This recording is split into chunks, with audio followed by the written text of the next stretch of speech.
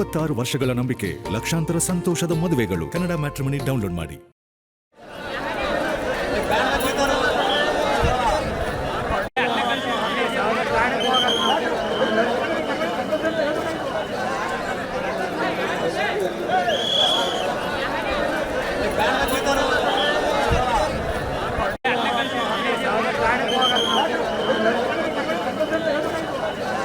ಕುಟುಂಬಸ್ಥರು ಪೂಜಾ ವಿಧಿವಿಧಾನಗಳನ್ನ ನೆರವೇರಿಸ್ತಾ ಇದ್ದಾರೆ. ಕುಮಾರಸ್ವಾಮಿ ಅವರಾಗಬಹುದು ಮತ್ತೆ ಇಡೀ ಅವರ ಕುಟುಂಬ ಅಂದ್ರೆ ಮಕ್ಕಳು, ಮೊಮ್ಮಕ್ಕಳು, ಮರಿಮಕ್ಕಳು ಎಲ್ಲರೂ ಕೂಡ ಪೂಜಾ ವಿಧಿವಿಧಾನಗಳನ್ನ ನೆರವೇರಿಸ್ತಾ ಇದ್ದಾರೆ. ಆದರೂ ಕೂಡ ಈಗಾಗಲೇ ಅಸಂಖ್ಯಾತ ಸಂಖ್ಯೆಯಲ್ಲಿ ಈಗಾಗಲೇ ಅವರ ಒಂದು ಅಭಿಮಾನಿಗಳು ಜನರು ಕೂಡ ದೊಡ್ಡ ಮಟ್ಟಿಗೆ ಬರ್ತಾ ಇದ್ದಾರೆ. ನಾನು ದೃಶ್ಯದಲ್ಲಿ ತೋರಿಸ್ತಾ ಹೋಗ್ತೀನಿ.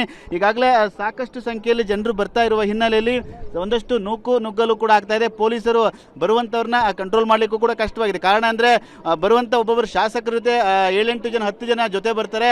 ಅವ್ರನ್ನ ಬಿಟ್ರೆ ಮತ್ತಷ್ಟು ತೊಂದರೆ ಆಗುತ್ತೆ ಅಂತೇಳಿ ಪೊಲೀಸರು ಈಗಾಗಲೇ ಅವ್ರು ಯಾರನ್ನ ಹೇಳಿರ್ತಾರೆ ಅಂಥವ್ರನ್ನ ಅಷ್ಟೇ ಬಿಡ್ಲಿಕ್ಕೆ ಅವಕಾಶವನ್ನು ಕೂಡ ಮಾಡ್ತಾ ಇದ್ದಾರೆ.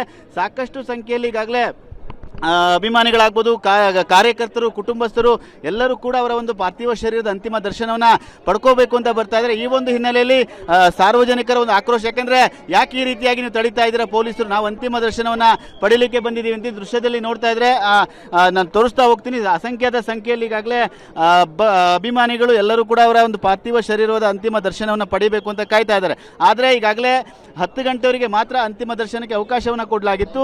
ಆ ಒಂದು ಹಿನ್ನೆಲೆಯಲ್ಲಿ ಈಗಾಗಲೇ ಕುಟುಂಬಸ್ಥರಿಂದ ಪೂಜಾ ಕಾರ್ಯಗಳು, ಕೊನೆ ಅಂತಿಮದ ಹಂತದ ಮನೆಯಲ್ಲಿ ಪೂಜಾ ಕಾರ್ಯಗಳು ನಡೀತಾ ಇದೆ, ವಿಧಿವಿಧಾನಗಳು ನಡೀತಾ ಇದೆ. ಆ ಒಂದು ಹಿನ್ನೆಲೆಯಲ್ಲಿ ಸಾರ್ವಜನಿಕರಿಗೆ ಯಾವುದೇ ರೀತಿಗೆ ಅವಕಾಶ ಇಲ್ಲ. ಆದರೂ ಕೂಡ ಸಾರ್ವಜನಿಕರು ಒಂದು ದೊಡ್ಡ ಪ್ರಮಾಣದಲ್ಲಿ ಬಂದಿರುವ ಹಿನ್ನೆಲೆಯಲ್ಲಿ ಪೊಲೀಸರಿಗೂ ಕೂಡ ಕಷ್ಟ ಆಗ್ತಿದೆ ಸಾರ್ವಜನಿಕರನ್ನ ಕಂಟ್ರೋಲ್ ಮಾಡೋಕ್ಕೆ. ಈ ಒಂದು ಹಿನ್ನೆಲೆಯಲ್ಲಿ ಇಲ್ಲಿ ಒಂದು ರೀತಿ ಪೊಲೀಸರು ಮತ್ತೆ ಸಾರ್ವಜನಿಕರ ನಡುವೆ ಒಂದಷ್ಟು ಜಟಾಪಟಿ ಕೂಡ ಏರ್ಪಾಡಾಯಿತು. ಈಗಾಗಲೇ ಅವ್ರನ್ನ ಕಂಟ್ರೋಲ್ ಮಾಡೋ ಪ್ರಯತ್ನವನ್ನು ಕೂಡ ಮಾಡ್ತಾ ಇದ್ದಾರೆ. ಇನ್ನೇನು ಕೆಲವೇ ಹೊತ್ತಿನಲ್ಲಿ ಚೆನ್ನಮ್ಮರ ಒಂದು ಅಂತಿಮ ಪಾರ್ಥಿವ ಶರೀರದ ರಥಯಾತ್ರೆ ಆರಂಭವಾಗುತ್ತೆ. ಅವರಿಗೆ ಅವಕಾಶ, ಹೊರಗಡೆ ನಿಂತ್ಕೊಂಡಿರುವಂತರಿಗೆ ಅವಕಾಶ ಸಿಗುತ್ತೆ. ಆದ್ರೆ ಅಲ್ಲಿ ಹತ್ತಿರಕ್ಕೆ ಹೋಗಿ ಮನೆ ಬಳಿಯೇ ನೋಡಬೇಕು ಅಂತ ಯಾರಿದ್ದಾರೆ ಅವರಿಗೆ ಅವಕಾಶವಿಲ್ಲ. ಹಾಗಾಗಿ ಒಂದಷ್ಟು ಗೊಂದಲ ಕೂಡ ಇಲ್ಲಿ ಏರ್ಪಾಡಾಗಿದೆ. ಈ ಒಂದು ಹಿನ್ನೆಲೆಯಲ್ಲಿ ಪೊಲೀಸರು ಕೂಡ ಅವ್ರನ್ನ ಕಂಟ್ರೋಲ್ ಮಾಡುವಂತ ಪ್ರಯತ್ನವನ್ನು ಕೂಡ ಮಾಡ್ತಾರೆ. ಯಾಕೆಂದ್ರೆ ಹೊಳೆನರಸೀಪುರ ಅನ್ನೋದು ಅವರ ಸ್ವಕ್ಷೇತ್ರವಾಗಿದೆ, ಅವರ ಹುಟ್ಟೂರಾಗಿದೆ. ಹಾಗಾಗಿ ಸಾಕಷ್ಟು ಸಂಖ್ಯೆಯಲ್ಲಿ ಜನರು ಬಂದು ಸೇರ್ತಾ ಇದ್ದಾರೆ, ಕುಟುಂಬಸ್ಥರು ಹೆಚ್ಚಾಗಿದ್ದಾರೆ. ಆ ಒಂದು ಹಿನ್ನೆಲೆಯಲ್ಲಿ ಒಂದಷ್ಟು ಗೊಂದಲಗಳು ಕೂಡ ನಡೀತಾ ಇದೆ. ಏನು ಕೆಲವೇ ಹೊತ್ತಿನಲ್ಲಿ ರಥಯಾತ್ರೆ ಕೂಡ ಆರಂಭವಾಗುತ್ತೆ. ಪ್ರತಿಮಾ ಮತ್ತೆ ಎಲ್ಲರನ್ನು ಕೂಡ ಅವರ ಹರದನಹಳ್ಳಿ ಹುಟ್ಟೂರು ಎಂದು ಅಲ್ಲಿಗೆ ಹೋಗಿ ಅಂತ ಎಲ್ಲರೂ ಕೂಡ ಮನವಿಯನ್ನು ಮಾಡ್ತಾ ಇದ್ದಾರೆ ಅವರ ಕುಟುಂಬಸ್ಥರು. ಆದರೂ ಕೂಡ ಇಲ್ಲಿರುವಂಥವ್ರು, ಹೊಳೆನರಸೀಪುರ ಸುತ್ತಮುತ್ತ ಇರುವಂಥವ್ರು ಏನಿದ್ದಾರೆ ಅವರೆಲ್ಲರೂ ಕೂಡ ಅಂತಿಮ ದರ್ಶನ ಪಡಿಬೇಕು ಇಲ್ಲೇ ಅಂತೇಳಿ ಕಾಯ್ತಾ ಇರುವಂಥ ದೃಶ್ಯಗಳು ಕೂಡ ಕಂಡು ಬರ್ತಾ ಇದೆ. ಆದರೆ ಒಂದಷ್ಟು ಗೊಂದಲಗಳು ಕೂಡ ಏರ್ಪಟ್ಟಿರುವಂಥದ್ದು. 26 ವರ್ಷಗಳ ನಂಬಿಕೆ, ಲಕ್ಷಾಂತರ ಸಂತೋಷದ ಮದುವೆಗಳು. ಕನ್ನಡ ಮ್ಯಾಟ್ರಿಮನಿ ಡೌನ್ಲೋಡ್ ಮಾಡಿ.